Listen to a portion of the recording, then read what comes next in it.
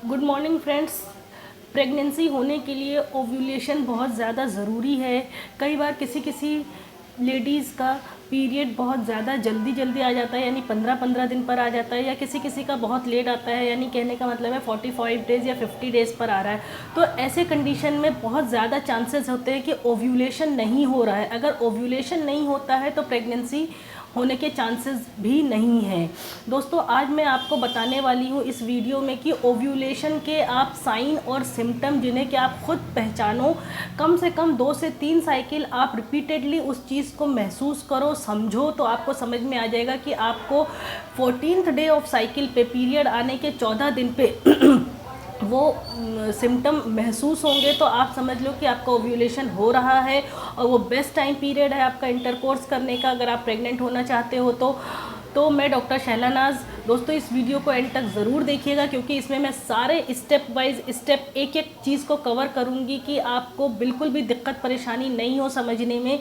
तो इस वीडियो को एंड तक देखिए। अगर अभी तक आपने मेरी चैनल को सब्सक्राइब नहीं किया है तो दोस्तों फटाफट से सब्सक्राइब कर दीजिए, और अगर आपको ये वीडियो पसंद आए तो प्लीज़ उसको लाइक एंड शेयर करें।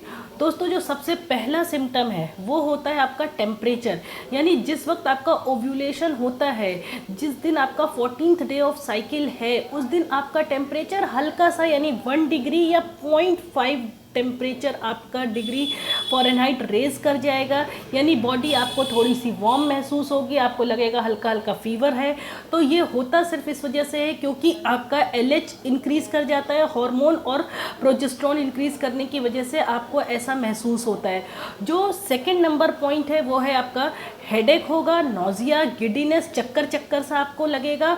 और ये भी इस वजह से होता है क्योंकि ओव्यूलेशन के समय बहुत सारे हार्मोन्स जैसे कि LH, FSH, प्रोजेस्टेरोन, ईस्ट्रोजन, ये सारे हार्मोन्स राइज करते हैं, बढ़ जाते हैं, जिसकी वजह से ये सारे सिम्टम आपको महसूस होते हैं। और ऐसा इसीलिए होता है ताकि ये हार्मोन्स चेंज हो और आपकी प्रेगनेंसी बहुत आसानी से हो। आपकी प्रेगनेंसी हो जाए तो उसको सपोर्ट करने के लिए आपके अंदर ये सारे हार्मोन्स के चेंजेस होते हैं।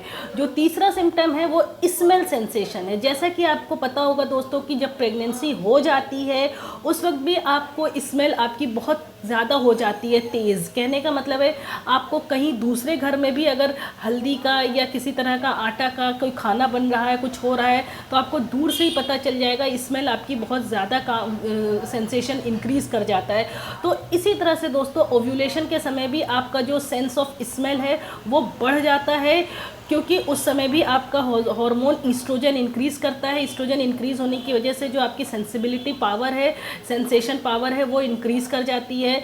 और आप खुद समझ जाओगे कि ड्यूरिंग ओव्यूलेशन आपके सेंस में थोड़ा सा 2-4 दिन के लिए, थोड़ा 1-2 दिन के लिए, 3 दिन के लिए ही होता है, लेकिन ऐसा होता ज़रूर है कि आपकी जो सेंस है वो आपको बहुत ज़्यादा स्मेल आने लग जाती है हल्दी की या खाने की, किसी भी चीज़ की। जो चौथा है दोस्तों वो होता है ब्रेस्ट में या निप्पल में प्रिकी सेंसेशन होना, ऐसा टिंगलिंग सा सेंसेशन, जो कि मैं एक्सप्लेन नहीं कर सकती हूँ, बस वो फीमेल खुद एक्सपीरियंस कर सकती है कि आपके ब्रेस्ट में टेंडरनेस होगी, थोड़ा सा छूने पे भी दर्द, यहाँ तक कि ब्रा भी पहनते हो या हाथ भी टच हो जाता है आपका, या करवट लेते हो तो आपके निप्पल में अजीब सा सेंसेशन होता है। वो भी सिर्फ इसी वजह से होता है क्योंकि आपका प्रोजेस्टेरोन इंक्रीज़ कर जाता है। जो दूसरा सिम्टम है वो पेन एब्डोमेन है या ब्लोटिंग सेंसेशन है, या कई पेशेंट कहते हैं कि इस समय आपका पेट हल्का सा फूला फूला सा महसूस होता है। कई लोगों को कॉन्स्टिपेशन या गैस भी हो जाती है इस समय, तो वो भी यही रीज़न होता है क्योंकि उस समय आपका जो प्रोजेस्टेरोन हार्मोन होता है वो इंक्रीज़ हो जाता है, उसकी वजह से आपको ऐसा महसूस होता है। जो एक और सिम्टम है दोस्तों, कई लोग एक्सपीरियंस करते हैं उस वक्त, अगर आप कभी गौर करो तो आप महसूस करोगे कि जिस साइड से आपका एग रिलीज़ हुआ है, यानी इधर राइट साइड और लेफ्ट साइड, एक साइड में आपको फूला फूला सा महसूस होगा और आपको पेन होगा, एक साइड को महसूस होगा, ओवरी के साइड में, यानी कि पेट के निचले हिस्से के दाहिने तरफ या बाएं तरफ आपको पेन महसूस होगा, और ऐसा इसीलिए होता है क्योंकि उस वक्त आपकी ओवरी का साइज़ इंक्रीज़ करता है, क्योंकि उसे ओवा को बाहर आना है, और उस समय जो साइज़ होता है वो 17 से 18 mm तक इतना इंक्रीज़ कर जाता है, तो आपको हैवीनेस और पेन महसूस होता है। इसे हम दोस्तों कहते हैं मिट्टेल-श्मर्ज सिंड्रोम कहते हैं इसे। जो एक और सिम्टम है उसमें आपका पता है आपको कि वेजाइनल डिस्चार्ज, यानी कि आपको वेटनेस महसूस होती है ओव्यूलेशन के समय, आपको ऐसा लगता है गीला गीला सा। उस समय चूंकि आपका डिस्चार्ज इंक्रीज हो जाता है ओव्यूलेशन के समय, जो आपका डिस्चार्ज है वो थिन वाइट एकदम पतला सफ़ेद कलर का हो जाता है, स्ट्रेची डिस्चार्ज होता है। वो जो कच्चे अंडे की रॉ एग वाइट वाला जो कंसिस्टेंसी होती है वैसा होता है, देखने में वाइट कलर का होता है। और इस समय दोस्तों जो आपका म्यूकस है उसमें भी स्मेल आना शुरू हो जाती है। कई पेशेंट आते हैं कहते हैं कि मेरे ओव्यूलेशन के समय पे जो पेशेंट आते हैं कहते हैं मेरे जो डिस्चार्ज आ रहा है उसमें जो सफ़ेद सफ़ेद सा पानी सा आता है उसमें स्मेल होती है। दोस्तों वो इसीलिए होती है क्योंकि वो स्मेल भी आपको एक्सप्लेन करना बहुत मुश्किल है। वो जिसको होता है वो समझ सकती है लेडीज़। वो दोस्तों सिर्फ इसलिए होता है ताकि आप अपने मेल पार्टनर को अट्रैक्ट कर सको फॉर सेक्स, और वो स्मेल जैसा आप फील कर सकते हो केवल वो आपके पार्टनर को अट्रैक्ट करने के लिए होता है, ताकि आप इंटरकोर्स कर सको, आप एक्साइटमेंट आपको हो सके, और आपकी प्रेगनेंसी के लिए ओव्यूलेशन के लिए उस समय ऐसा तरह का डिस्चार्ज कुदरत की तरफ से ही होता है वो। तो उस समय कई बार क्या होता है ओव्यूलेशन के समय किसी किसी पेशेंट को ब्लीडिंग भी दिखाई देती है, हल्की सी स्पॉटिंग टाइप की दिखाई देती है। ऐसा सिर्फ इसलिए होता है क्योंकि ताकि अगर एंडोमेट्रियम लाइनिंग अपने आप को प्रिपेयर करती है प्रेगनेंसी के लिए, जिसे हम प्रोलिफरेशन कहते हैं ड्यू टू इंक्रीज प्रोजेस्टेरोन, ताकि स्पर्म उसे मिल सके और उसके अंदर जो यूट्रल की लाइनिंग है, एंडोमेट्रियम लाइनिंग है, उसके अंदर चेंजेस आते हैं और वो अपने आप को तैयार कर सके।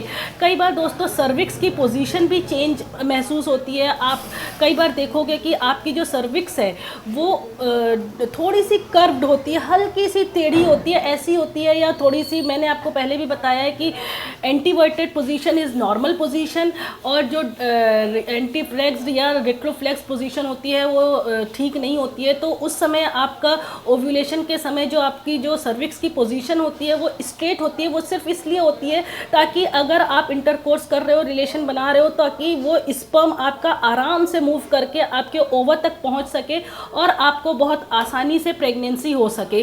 तो दोस्तों ऐसे टाइम में ओव्यूलेशन के समय में सर्विक्स का पोजीशन तो बदलता ही बदलता है, साथ ही साथ यूट्रस हैवी भी हो जाता है और वेस्कुलैरिटी भी उसकी इंक्रीज हो जाती है। आप कई बार आपके अंदर ओव्यूलेशन हो रहा है या नहीं, उस वक्त आजकल बहुत अच्छी फैसिलिटीज़ अवेलेबल है। ओव्यूलेशन किट आती है, आप किट का यूज़ करके पता कर सकते हो। उसमें डार्क कलर और लाइट कलर से आपको पता चल सकता है कि आपका ओव्यूलेशन पीक पे चल रहा है और आप इस समय रिलेशन बनाओ, सेक्स के लिए आप रेडी करो अपने आप को, ताकि आपकी प्रेगनेंसी आसानी से हो सके।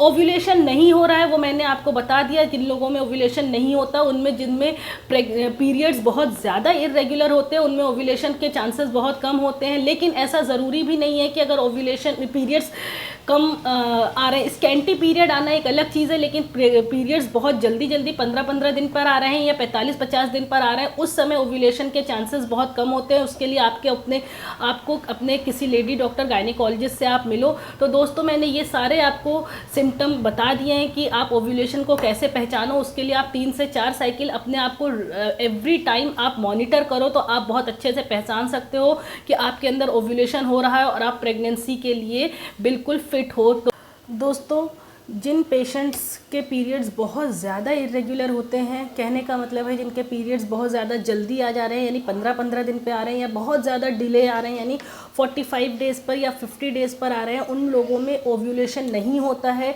आप उस चीज़ को खुद कैसे पहचान सकते हो कि आपके अंदर ओव्यूलेशन नहीं हो रहा है? पहला नंबर, आपके अंदर कोई टेम्परेचर चेंजेस नहीं महसूस होगा, यानी जो ओव्यूलेशन के समय 1 डिग्री टेम्परेचर राइज होकर जाता है, आप बिल्कुल आपका कांस्टेंट रहेगा।